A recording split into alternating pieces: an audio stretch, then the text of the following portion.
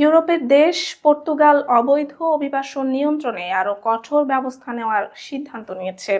এর লক্ষ্যে দেশটির মন্ত্রিসভা ইতোমধ্যে একটি নতুন আইন অনুমোদন করেছে, যা অবৈধভাবে প্রবেশকারী বা অনুমোদন ছাড়া অবস্থানকারী বিদেশিদের দ্রুত দেশে ফেরত পাঠানোর প্রক্রিয়া সহজ করবে। বৃহস্পতিবার মন্ত্রিসভার বৈঠকে আইনটি অনুমোদনের পর সরকার জানায়, নতুন বিধানটি অবৈধ প্রবেশ, ভিসা নিয়ম লঙ্ঘন এবং আশ্রয় ব্যবস্থার অপব্যবহার ঠেকাতে গুরুত্বপূর্ণ ভূমিকা রাখবে। বৈঠক শেষে প্রেসিডেন্সি মন্ত্রী আন্তোনিও লাইতাও আমারো বলেন, আইনটি নির্বিচারে কারো বিরুদ্ধে নয়, এটি শুধুমাত্র তাদের জন্য প্রযোজ্য যারা অবৈধভাবে দেশে প্রবেশ করছেন বা অবস্থান করছেন। তার ভাষায় এটি একটি ভারসাম্যপূর্ণ ও সংযত আইন, যা পূর্বের জটিল পরিস্থিতি মোকাবেলায় সহায়ক হবে। বিশেষত অভিবাসন ও সীমান্ত সেবা বিলুপ্ত হওয়ার পর যে বিলম্ব, শিথিল নিয়ম ও অকার্যকর কাঠামোর সমস্যা তৈরি হয়েছিল তা সমাধান করাই মূল উদ্দেশ্য। মন্ত্রী জানান, 2023 সালে পর্তুগাল ইউরোপের কম সংখ্যক বিদেশি প্রত্যাবাসনকারী দেশগুলোর একটি ছিল।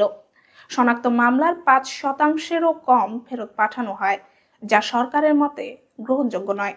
নতুন আইন মানবাধিকার সুরক্ষাকে সর্বোচ্চ অগ্রাধিকার দিয়ে তৈরি করা হয়েছে বলে জানান তিনি। ফেরত পাঠানোর ক্ষেত্রে আপিলের সুযোগ, আইনি প্রতিনিধিত্ব, আনুপাতিকতা এবং বিশেষভাবে শিশুদের মতো ঝুঁকিপূর্ণ গোষ্ঠীর অধিকার রক্ষা করা হবে। এছাড়া যেসব দেশে ফেরত পাঠালে নিপীড়নের ঝুঁকি থাকে সেসব দেশে কাউকে না পাঠানোর নীতি পুরোপুরি বজায় থাকবে।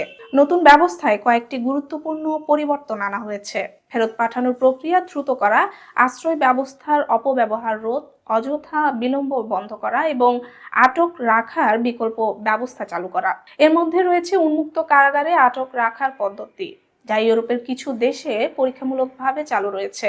লাইতাওয়ের মতে এসব পরিবর্তন পর্তুগালকে ইউরোপের মধ্যম মানের নিয়ন্ত্রিত অভিবাসন নীতির অবস্থানে নিয়ে যাবে। ডিসেম্বর জুড়ে প্রস্তাবটি জনমত যাচাইয়ের জন্য উন্মুক্ত রাখা হবে। এরপর এটি সংসদে উপস্থাপন করা হবে। পাশাপাশি 2 সপ্তাহের মধ্যে জাতীয় অভিবাসন ও আশ্রয় কাউন্সিলের বৈঠক আহ্বান করা হবে বলেও জানান মন্ত্রী। লাইতাও আমারোর ভাষায়, পর্তুগাল এখন আর নিয়ন্ত্রণহীন উন্মুক্ত দরজার নীতি অনুসরণকারী দেশ নয়, বরং নিয়ম নির্ভর, সুসংহত এবং একই সঙ্গে মানবাধিকার সম্মত অভিবাসন নীতির দিকে অগ্রসর একটি রাষ্ট্রে পরিণত হয়েছে।